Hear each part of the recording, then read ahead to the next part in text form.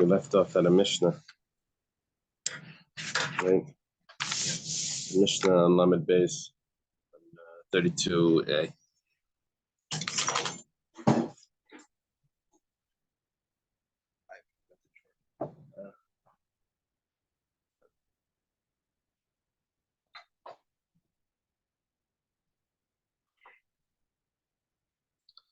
Okay.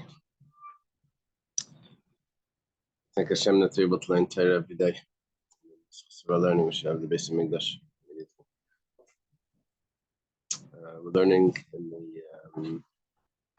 the Lili Nishmas to have a Golda Baspa Yamin, and for whoever needs refuah shleima. Okay, the Mishnah starts like this: Matzah berefes. If someone finds an animal in a barn, in a stable, in chayiv, but he doesn't need to return it. That's a little strange statement, because if it's in the stable, then that's usually where you would actually return it to. So if you're finding it there, it doesn't seem like it's lost. We'll see in the Gemara. The Gemara is going to explain that. It's just a rabbin, but if he finds an animal in a public area, then chayiv, but then he's obligated to return it. Let's say it's in a cemetery. We're dealing with that fellow that finds it as a kayan. He's not allowed to go into a cemetery. So lo yatamala, he should not violate the laws of kayan becoming impure to return the lost item. Let's say his father tells him, "No, I want you to go into the cemetery." Or if his father says it's not in a cemetery, and his father says, "I don't want you to return it." He doesn't listen to his father. He follows the Torah, the Torah's instructions, and not his father's instructions. Parak v'tan. Let's say he loads up parak is to unload the animal. He unloads the animal, and then he puts it back on.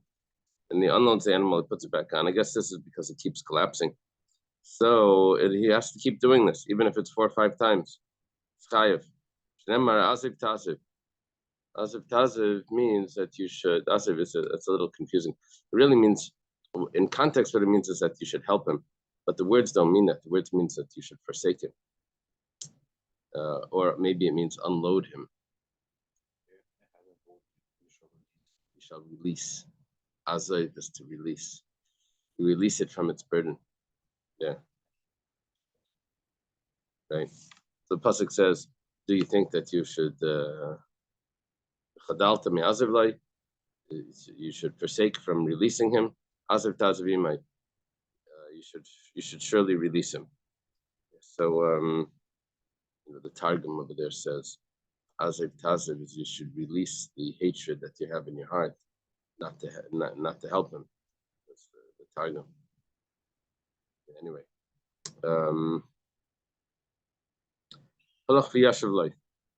yeah.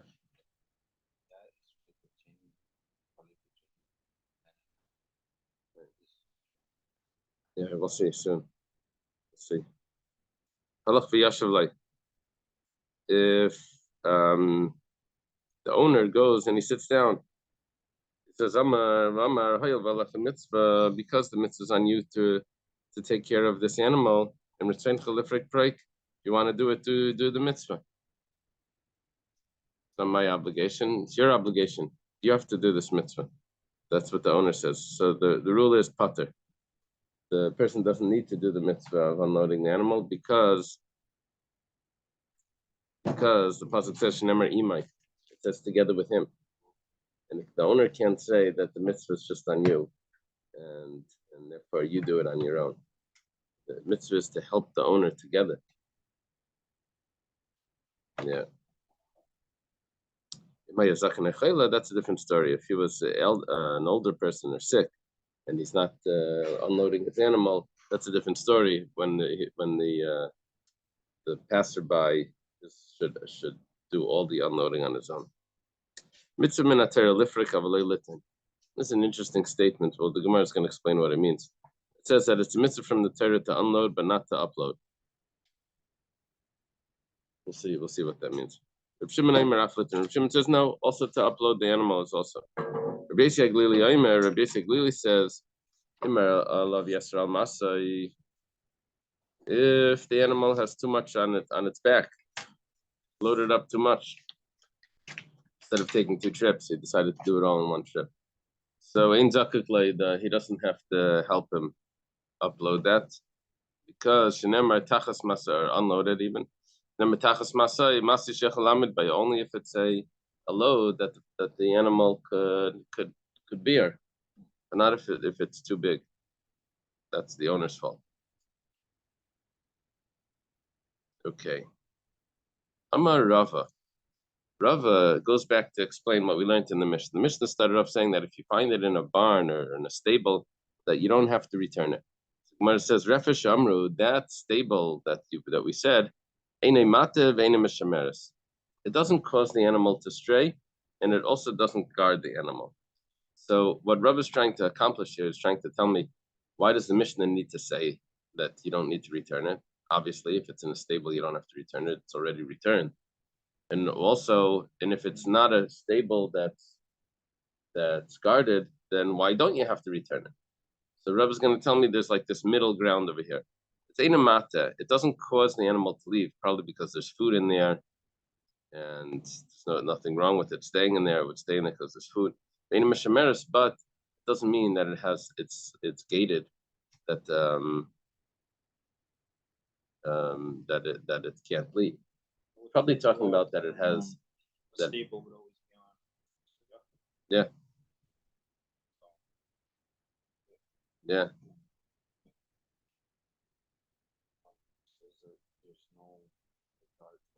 There's no large opening. Is a good.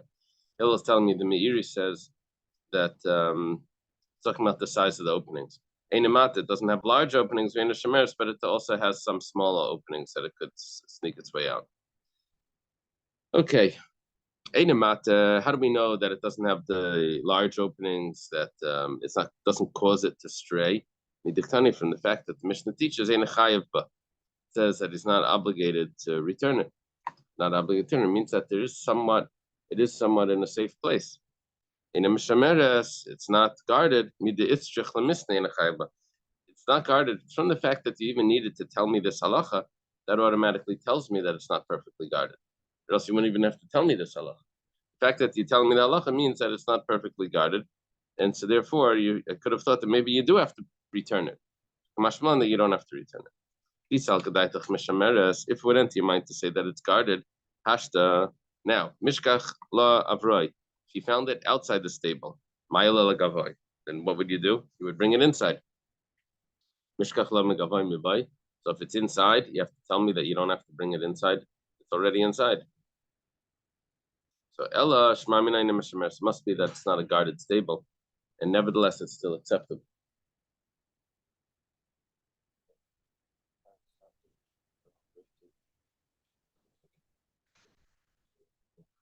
Right. Yeah, we mentioned that. Yeah.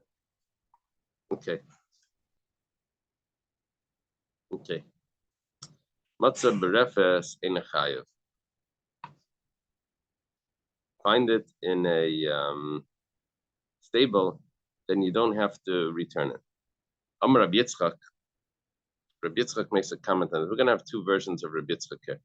They're going to be opposites. First version of Rabbi Yitzchak is We're talking about that the stable is within the city limits. City limits means within 2,000 amas outside the city.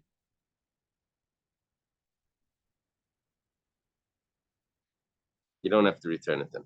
Michlal, that would imply the B'shus Rabbah Mafil B'teichatzcham Namichayu. That would tell me, Mr. Shalom said. But that would tell me that if it's, you see what we're saying over here is that there's a stable. Good morning, Shalom.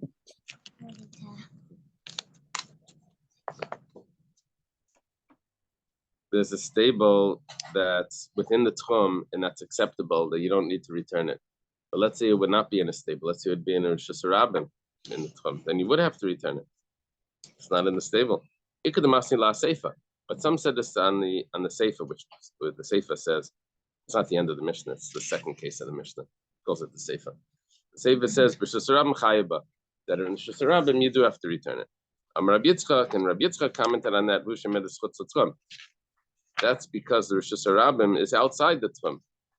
Michlal. Okay, so if that's the case, that because the Shus Rabim is outside the Tzvam, that's why you have to return it. The Berefes, that if it would have been a stable outside the Tzvam, you wouldn't have to return it. So these are two opposite statements that they heard in the name of Rabbi Yitzchak.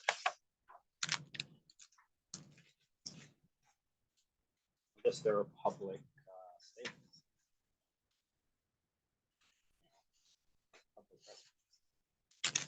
Maybe.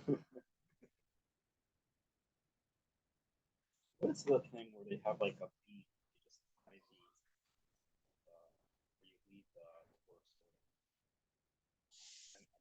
Yeah, What is that? it's like a bead where you tie your Instead of like the bike racks. Yeah, I have a place for the horses. Right. I mean, they can't escape. Yeah. Okay. Beis HaKvaros le'yitamala. In a Beis HaKvaros, in a cemetery, you don't become contaminated. To a kohen should not go in just to get his to get the lost item, because he'll say, "Well, it's a mitzvah for me to do this. It's more important." You don't do that. Yeah, exactly. Tan Rabbanan was started in a brayso.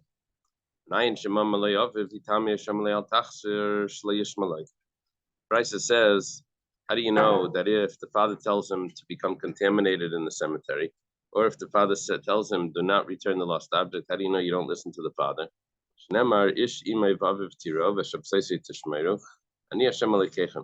It says a man, his mother, and his father, you should fear. Right? And you should guard my Shabbos. I am Hashem your God, which that means all of you are obligated to honor me. It means that if the father tells him to violate Shabbos, he doesn't listen to the father, listens to Hashem, because his father also has to listen to Hashem.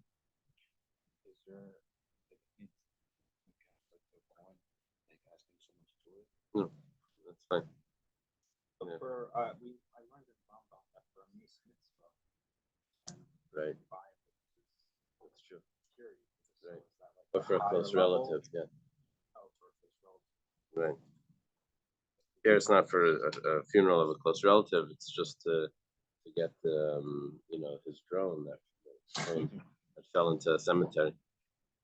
Yisro Gordon used to forbrag on this pasuk, and what he would say is, if your father and mother tell you go to Yale, and you want to go to yeshiva, you have to go to yeshiva. Very nice, Professor. Sorry. Do you agree, Professor? We didn't even know what yeshiva was. Okay. So,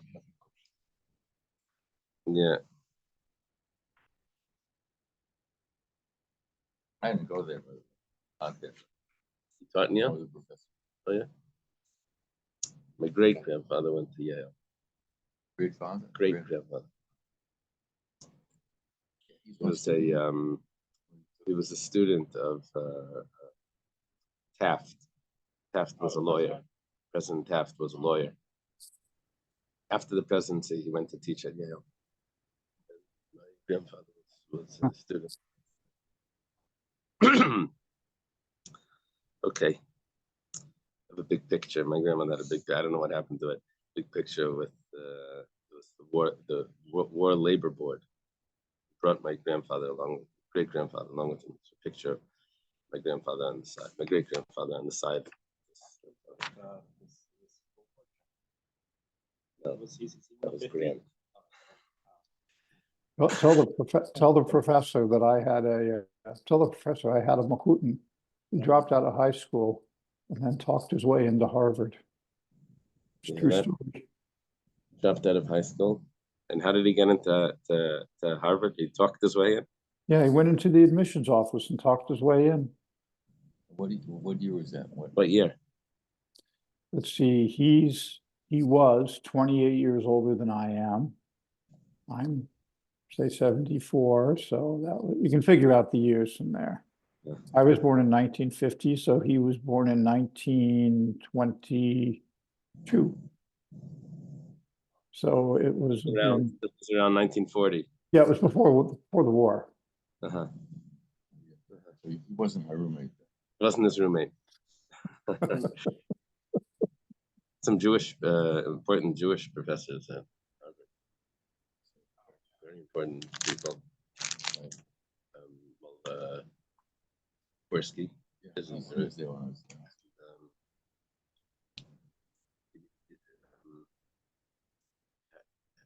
Harry Wolfson. Harry Wolfson. Anyway, okay. He lives in Boston. Yeah. Okay, so here we're saying they have to follow Hashem. Kulchem chayim b'chaydi. Time of the Kasser Rachman Hashem says Tishmeiru. The Gemara is asking like this: if not for this pasuk, what would I have thought? The reason why how do I know this? Because the pasuk says you have to keep the Shabbos. I would have thought that you have to. If this pasuk didn't exist, I would have thought that you listened to the father to violate the Torah. So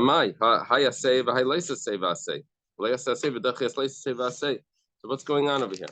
I have a positive command to father to honor the father. I have a negative command not to pass by a lost object, and I also have a positive command to return the lost object. So the father tells me not to. Okay, so you have to listen to him. But then I have two commandments to return the lost object. I'm talking about in that case for this. So why do I need a special pasuk to teach me that I don't listen to the father? I wouldn't listen to the father anyway.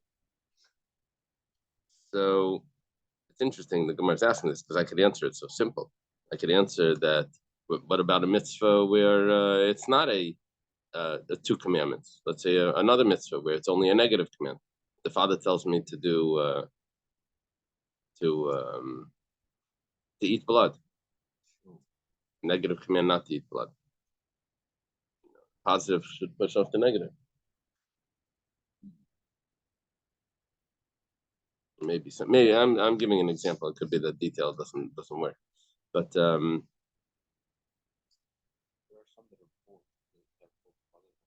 right.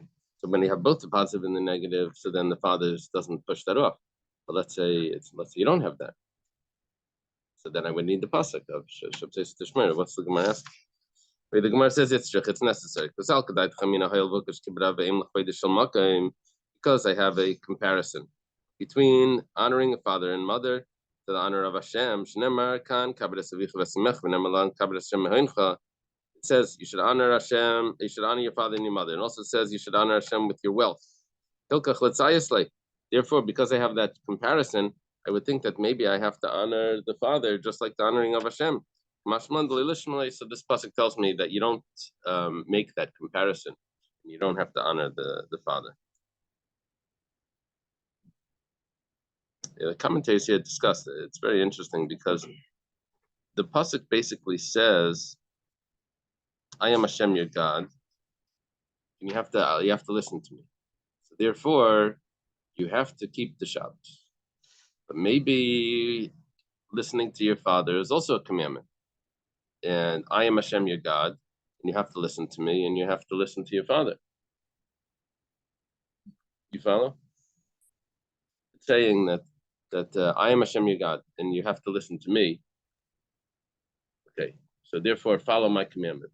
Now I have two commandments. I have one commandment that says keep the Shabbos. I have another commandment that says listen to your father. Which one is it? Just because you say I'm Hashem, your God, you have to listen to me, but now you're not telling me which commandment it is. So maybe the way it works is because it says Ishim Evav V'tiro, and then Shabsai say Tishmairu, and then Ani Hashem Alekechem.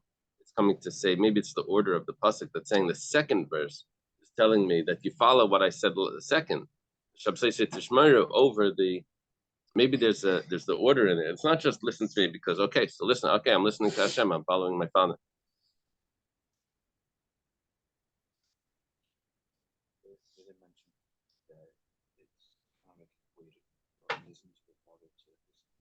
Right. So then the person might just pick and choose which one they Right. prefer at the moment. And then there's another one that explains that the person might even go with listen to the father, think that this is the father's will. Right. That's the Gemara's answer. That's the Gemara's answer why I need a special pasuk to tell me that you listen to Hashem, not to the Father. Right? That's okay.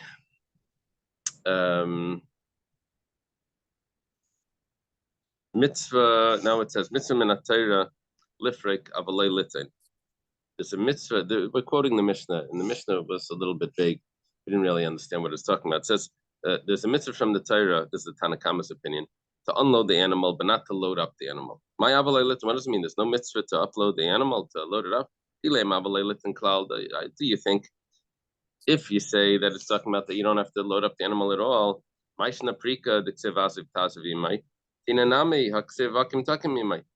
a pasuk.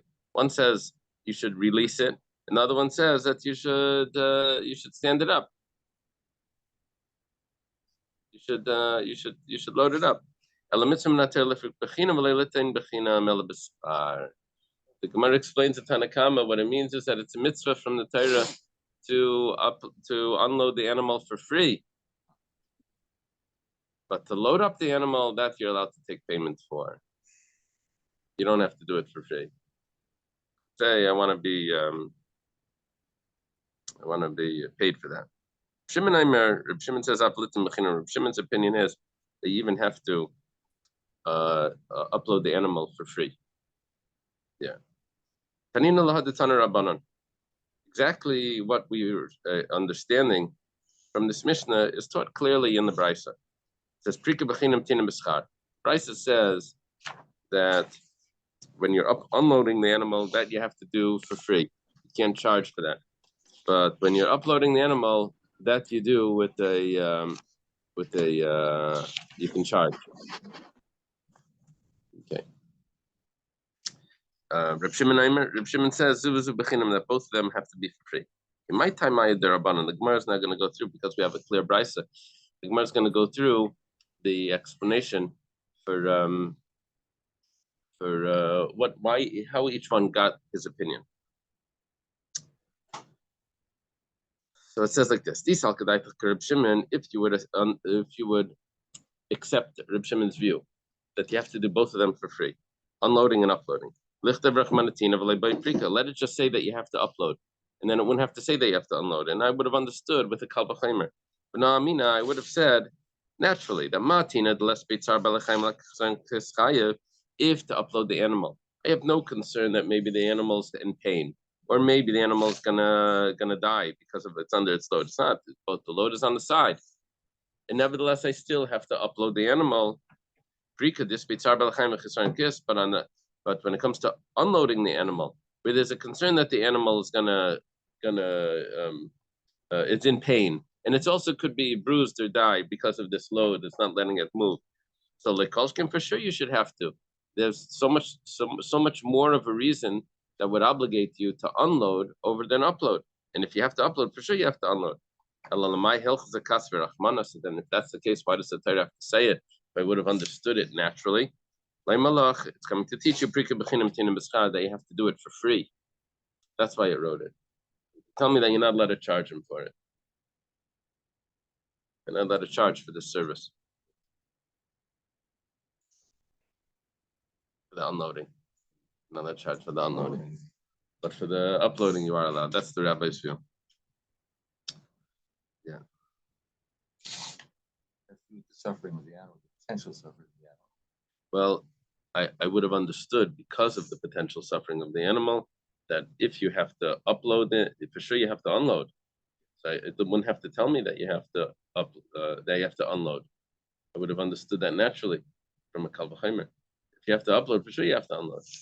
Why does it say that you have to unload? It's coming to teach me another halacha that you're not allowed to take payment for it. I can see a loophole, some sort of like heterisk over here. I'm not paying you for the thing. I'm paying you for the thought that you stopped on the side. And I can see heterim coming into this, but whatever. It says you don't take payment. Yeah, we'll have to come up with some shtar sell it to a non-Jew or something. He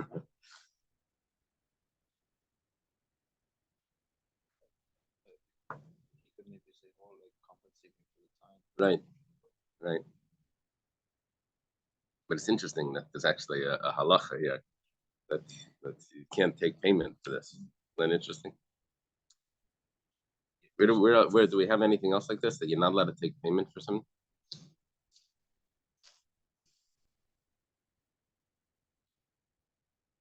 Well, I think you have the right example. It's ribbit. It was ribis, right? Right. Yesterday we had the opinion that even like if two people load the animal, it prevents the animal from suffering. Right. This is a much greater. Right. Right. Shabbos also, right? What is that? Working on Shabbos. Oh, working on Shabbos. That's right. Can't take payment for Shabbos, but you'd have to somehow do one of those tricks. You do havla, paying you for the work that you did during the week, or I'm paying you for all the other time, and it just gets included. Maybe I'm not learning it correctly. Maybe you are allowed to take payment. Maybe what it's just saying is that you have to do it whether there's payment or not. It doesn't mean you're not allowed to take payment. You're allowed to take payment, maybe. Because that's what do they say in the halakha?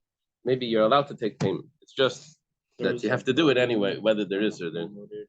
From or loaded onto an animal, there is a mitzvah to assist the animal's owner, even if it entails unloading and unloading several times. If the animal's owner does not participate in the unloading and loading, he is obligated to help him only if he is old or What does it say about? Oh, the next one. It says no, Torah commands one. one to assist an animal's owner in unloading and loading his animal. One must assist in unloading the burden without pay, but may request reparation or assistance in loading. It doesn't say you're not allowed to. Okay. Okay, Reb Shimon. What does Reb Shimon say? Reb Shimon holds that you have to do both of them for free. My timer. You should blame me cry. See, Reb Shimon says, I wouldn't have known clearly what the pasuk was referring to. We had this yesterday. I wouldn't have known clearly what the pasuk was referring to. The pasuk just says that you should assist. You shouldn't. You should help release or whatever. You should assist. Now that would tell me that I need to do something over here. But if it only would have said one of them, I would have understood that it's referring to unloading. I wouldn't have understood that it's referring to loading. The fact that it says, if it says a second time, that's telling me that it's referring to the unloading and the loading. And now we're going to say, oh, if it's talking about the loading, then why does it have to say the unloading? Reb Shimon doesn't have that. It's talking about the loading. Why does it have to say? Because according to Reb Shimon, if I only would have said one of them, I would have interpreted it to mean that it's talking about the unloading. So I don't have a kal v'chomer. So I don't have anywhere where it says that one is referring to payment, one is referring to without payment. Maybe it should be the opposite. Maybe it should be that Reb Shimon holds that both of them should be with payment. Oh, because then what's the mitzvah? Anyway, Reb Shimon doesn't have a distinction between the two. Okay, Rabbanan. What do the Rabbanan do that? How do the Rabbanan know which one that it's referring to unloading, that it's referring to uploading, and therefore we have a kal v'chomer that if you have to upload, for sure you have to unload. So, the Rabbanan say, what are you talking about? That if the pasuk isn't clear, it says that it's falling under its load. Obviously, you have to unload. And over there it says that it's fallen on the road. Mashma. If it's fallen on the road, that means that it's laying down, and the load is laying on the side. It's fallen on the road, and you need to get the load back on. So of course, it's talking about uploading. Reb Shimon says, it could very well be that it doesn't mention that it's talking about uploading. I would only think that it's talking about unloading. It says fallen on the road. I would think, yeah, it's fallen on the road under the load. The load is still on it. I wouldn't have known that it meant that you have to put the load on it. That it meant that it's just falling, you have to unload it.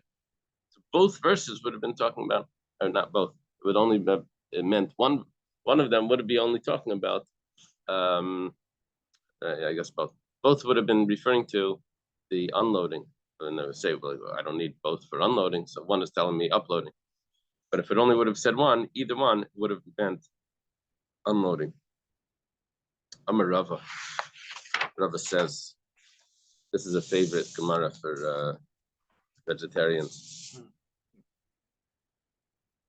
Doesn't have to be vegetarians. It's the animal rights. The Dibrish name Nilmad, both the Rabbanan and the Reb Shimon, both of them hold that unloading is obviously more significant than uploading. It's Tsar Balechaim Deraisa. Obviously, from a biblical standpoint, you cannot cause suffering to animals. That's clear from this Gemara. Because if it would have said that you have to upload, I would have understood for sure that you have to unload. Both of them would agree with that. That right? It would have said clearly that you have to upload. For sure, you would have to. Why do you have to unload? Because when you unload, the animal is suffering, and that's why you have to get the load off it.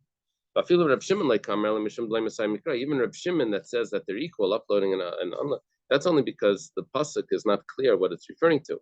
But if the pasuk was clear, then you would actually have a kal v'chomer. Just like the Rabbanan have the kal v'chomer, the Rabbanan say that it's not necessary to say that you have to unload. For sure, you have to unload the animal. It's suffering under the load. Why does it say it? It's going to tell me that I have to do it for free. It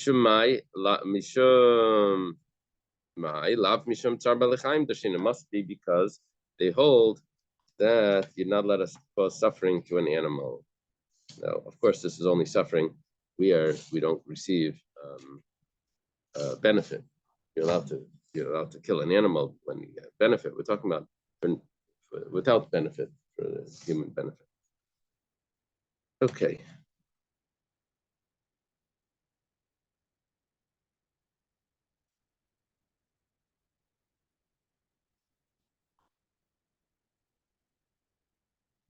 Okay.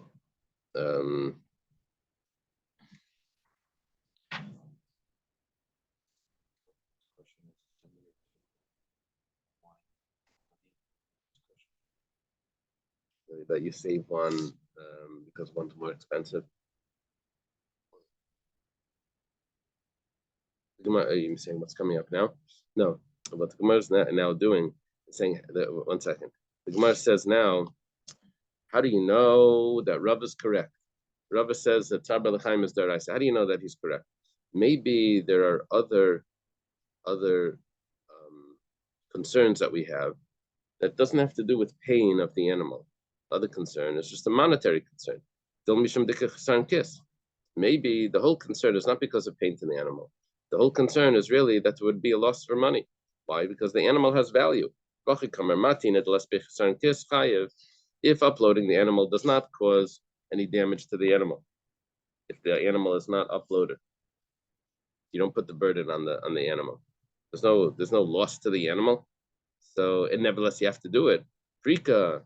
So unloading this kiss, that there is a financial loss because the animal could get hurt and die. Like Kolschin. So it's not really a concern about pain to the animal. There's a concern of financial loss. Yeah, I read this biography from Solomon Maimon. I don't know who he was. He was like this guy that visited Alter Rebbe, but he was he converted to Christianity. He was a philosopher. He was a Meshumid. Kant thought he was like the greatest. Anyway, Kant said, I think the only person that understood me was that Jew. Anyway, in there, he's studying philosophy. So he studies Descartes. So he's walking in the street, and there was a goat. So he kicked the goat. So the goat is like crying. His friends are appalled. They said, what are you doing? They said it doesn't have feelings. Apparently Descartes says that the animals don't have feelings. So they said, yeah, but it's crying. He said, well, if you bang a drum, it would cry also. That was his anyway. So Gemara here is saying it doesn't have to do with the pain, suffering of the animal. It's simply just the financial. The animal died. It could be your car. Too much load for the car, you would take it off also. It's not because the car has pain. It has to do with the financial concern. How do you know that Rav is correct, that it's all about the pain of the animal? So,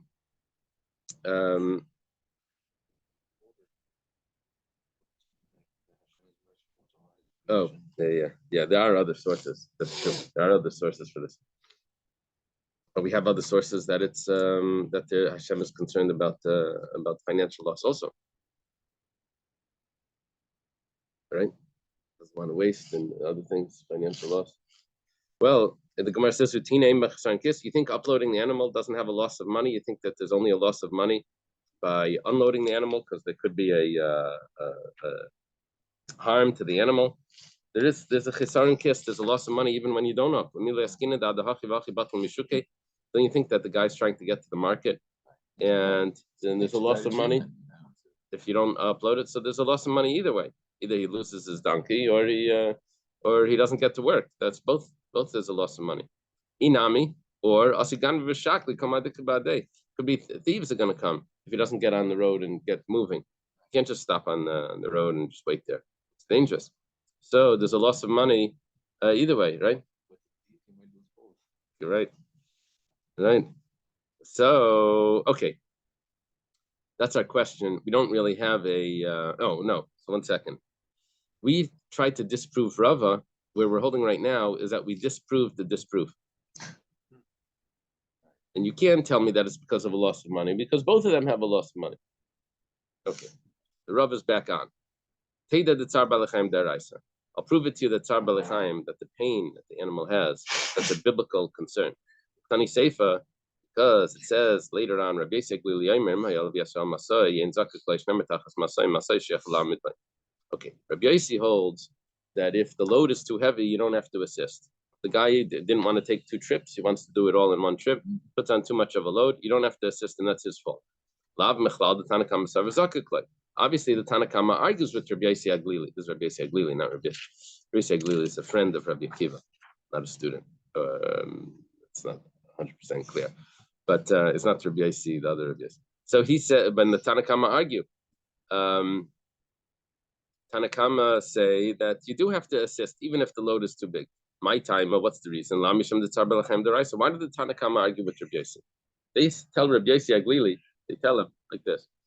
Okay, I know the guy he loaded up too much and it's totally his fault and all of that, but so what? The animal is suffering. You have to help him up, help him unload it. Obviously, the Tanakama holds that Tsar Balechaim is deraisa. Where it says, maybe they're just discussing the verse. The Rabbi Yosef Savar Dashin Tachas Masai, Masai Shech Alamid Bay. The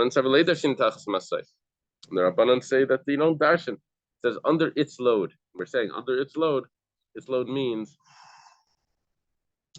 a load that it can handle.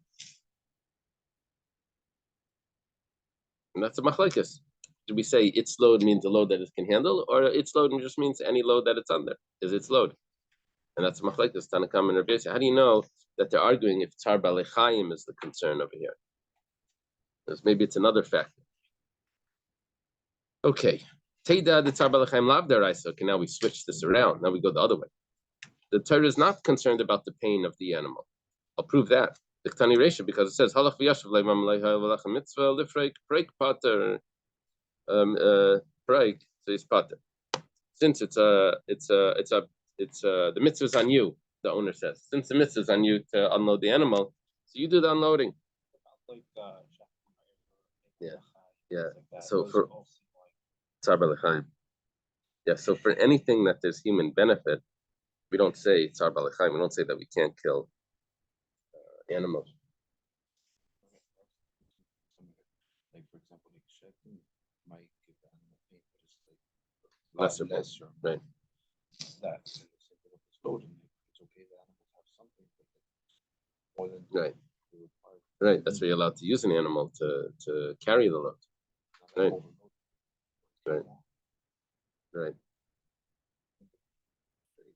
After they slaughter it, they do other things to cause the animal pain. It depends. Those details. It doesn't have to do with pain. Yeah. Yeah. I read Rabbi Sachs's the Victoria this past week, One of them was about Cain and Hevel.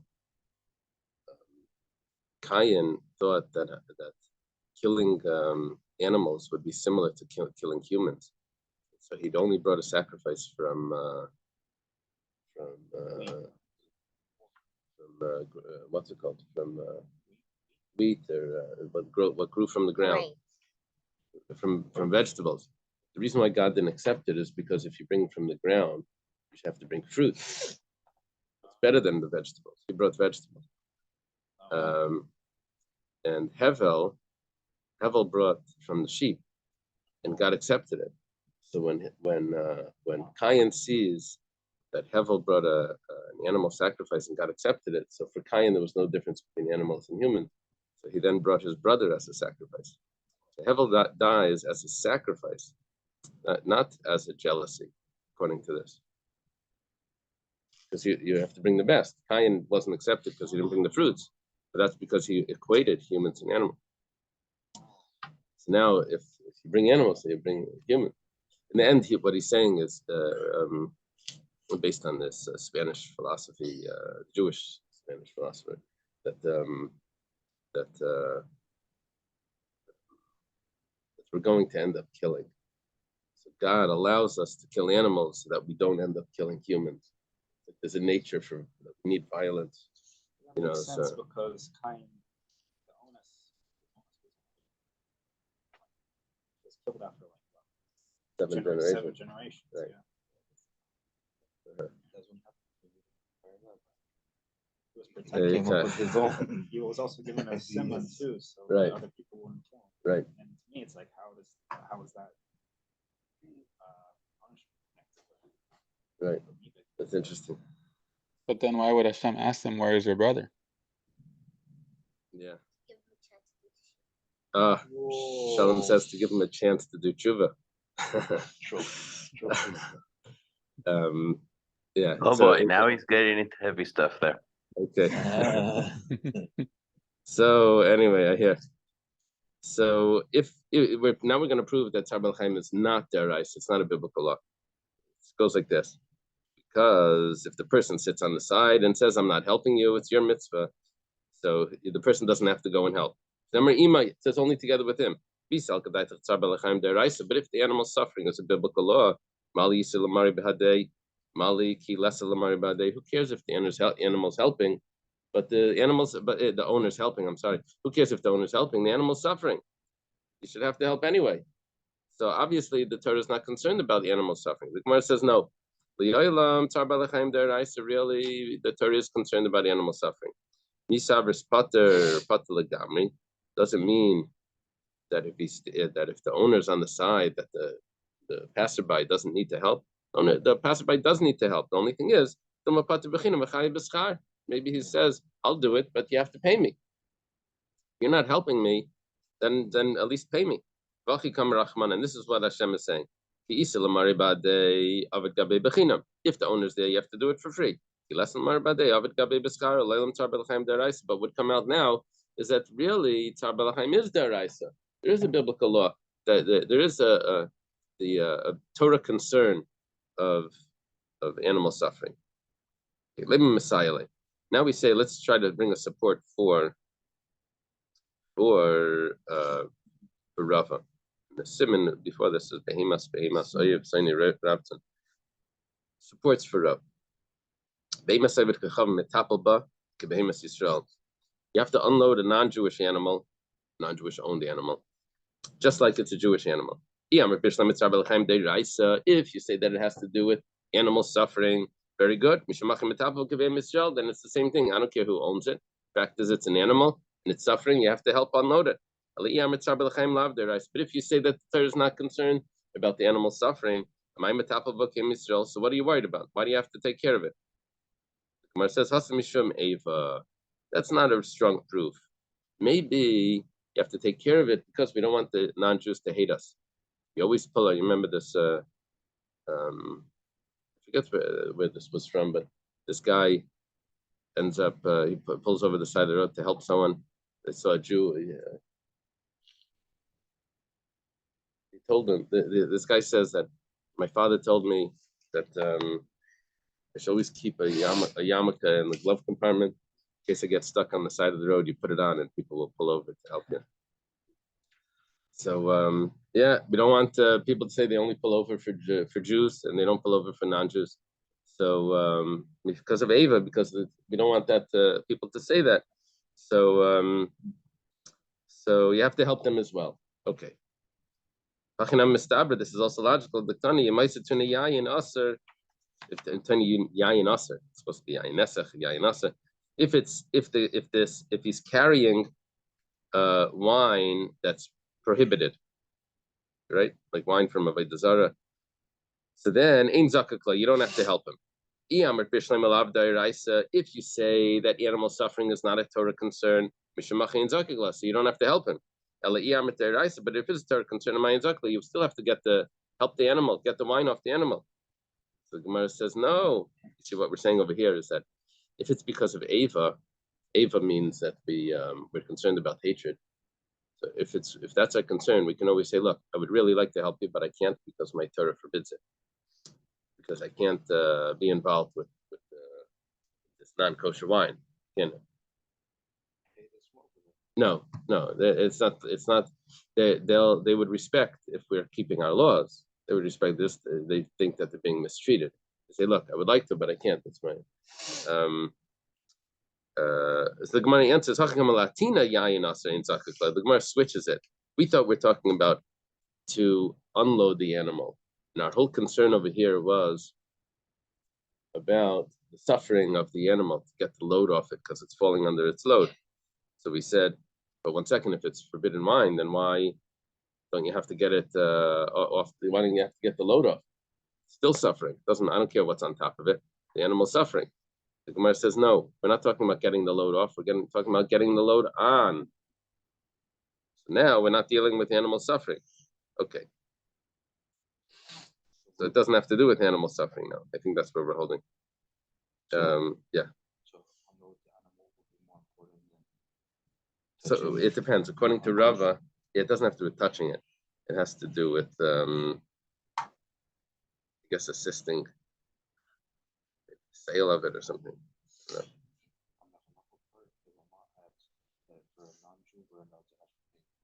Oh, okay, good, interesting. Hillel points out that the Ramah says that for a non-Jew, you can ask for payment.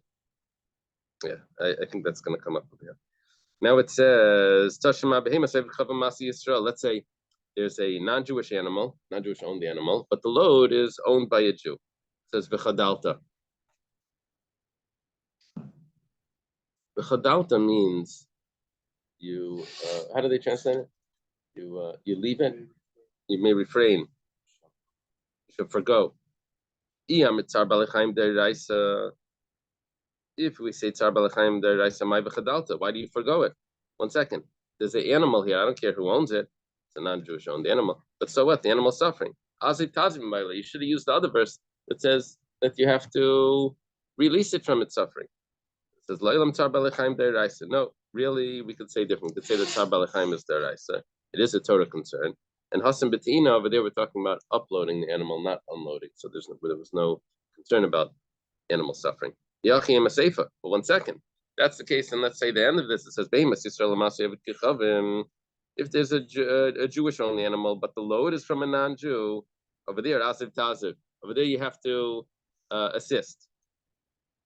And if you're talking about uploading, am I Asiv Taziv? Why do you have to assist? Who's getting helped over here? The non-Jew. That's Mamish have to help the non-Jew get his load on the animal. So it says, Mishum Tsar the Yisrael, no, you have to assist because the Jewish person is suffering because he has to wait over there next to his animal to get on the way. So in the beginning also, in the first case also, the Jewish person has to wait for his load to get the animal on the way. It says, no, the beginning, the first case was talking about where the driver of the animal is the non-Jew. In the second case, the driver of the animal is the Jew, so the Jew has to wait. My paskus, what made you determine that in the first case, where the animal belonged to a non-Jew, the driver is the non-Jew? In the second case, where the animal belongs to the Jew, that the driver is the Jew? It says, Stamad Milsa, Inish, Basachamri Azal. It was understood by us probable that the driver of the animal is the owner of the animal. 1 second. All of this is talking about unloading. It's not talking about uploading. Those two verses. If we're talking about unloading, it must be that we're following the other opinion that holds, Rabbi Yossi Aglili's opinion that holds that Tzar Balechayim is not a biblical concern. Rabbanan hold that it is a biblical concern. How do we get that? The Rabbi Yossi Aglili holds that. Well, we said before that if the load is too heavy, maybe somehow we know that. We said if the load is too heavy, you don't have to help him. That was Rabbi Yossi Aglili's view. Okay. Tashma, take a look at this next case. Let's say you have your best friend, he needs his animal unloaded, and you have your enemy, he needs his animal uploaded, and they're standing right there. And you could help one or the other. Mitzvah b'saini, you should help your enemy. Now, even though the animal is suffering, you go to the other one where the animal is not suffering, and you help. Kedei lakav his yitzra, in order to force your yitzhahara to help your enemy. This is, to overcome that hatred. Taisus talks about how do you have an enemy? How could you have an enemy? It's a Jewish person. It's talking about someone violating. It says we're talking about that he is an enemy because he doesn't keep the Torah. That's why he's an enemy. You're someone that you're allowed to hate, and nevertheless you have to force your yitzhahara. How could you start working on yourself when there's an animal suffering? The Gemara says, no, because usually you understand that you're allowed to cause suffering to an animal for human benefit, for physical benefit. Now we're saying even for spiritual benefit, you're allowed to cause suffering to an animal, so that you should be able to work on yourself for that. It was very interesting. Tashma, come and listen. When it says your enemy, it's referring to your enemy that's Jewish, not your enemy that's not Jewish. Now, if we're talking about that it's falling under your enemy's animal, falling under its load. If it's deraisa, Mali Saini Yisrael, Mali Saini Kichavam, what's the difference? Okay, so what's the difference? It's suffering. Misabet Saini the Krakai. Do you think we're talking about the pasuk that says an animal is falling under its load? Asaini the Masnisankai. We're talking about who comes first. When do we say that the enemy comes first? That's when it's a Jewish enemy. That comes first over the. What do you mean by comes first? That means if you have two things, he comes first, as he has more right to it. First.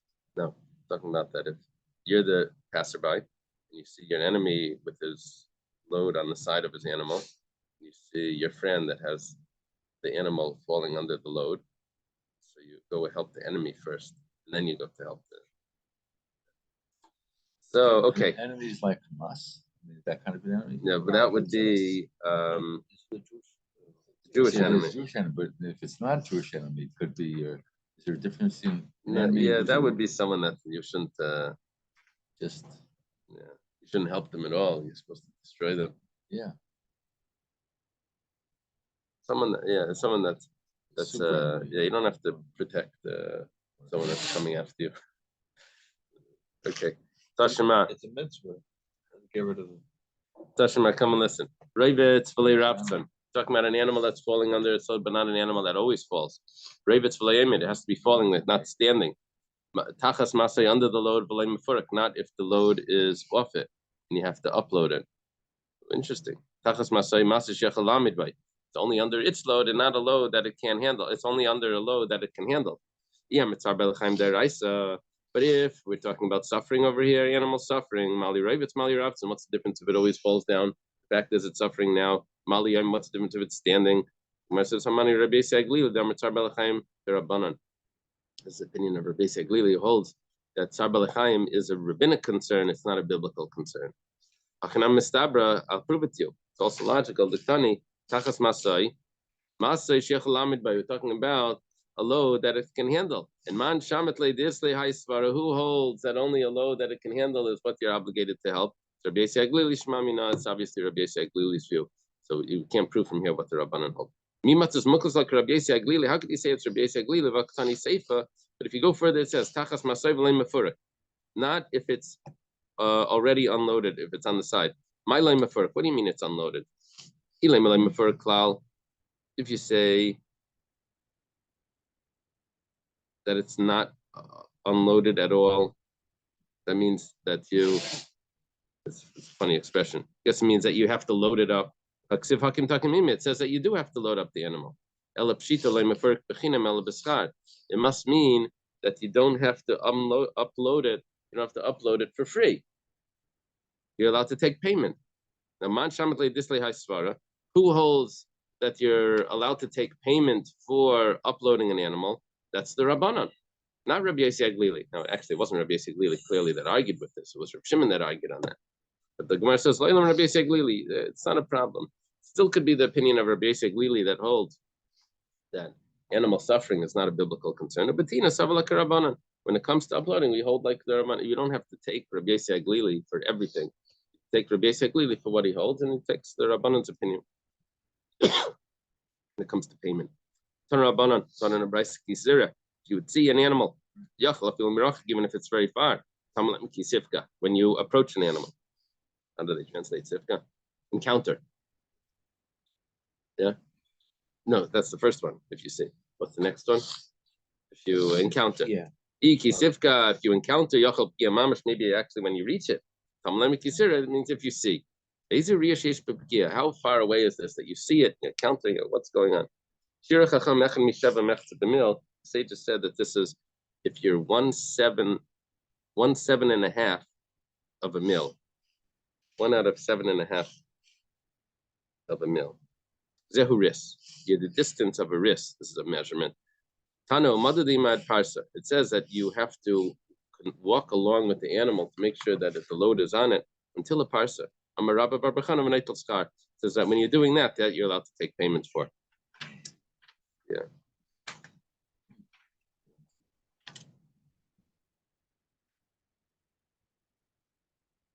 Taisu says, obviously we're talking about that you unloaded the animal. Because if you were uploading the animal, you're always allowed to take payment. It must be that you had to unload the animal, which you're not supposed to take payment for, but when you walk along with the animal afterwards, then that you're allowed to take payment for. I guess, let's say you do both. Let's say you unload and upload. And I'm not sure what Taisu is saying. Okay, let's leave it over here. Have a good day, everyone.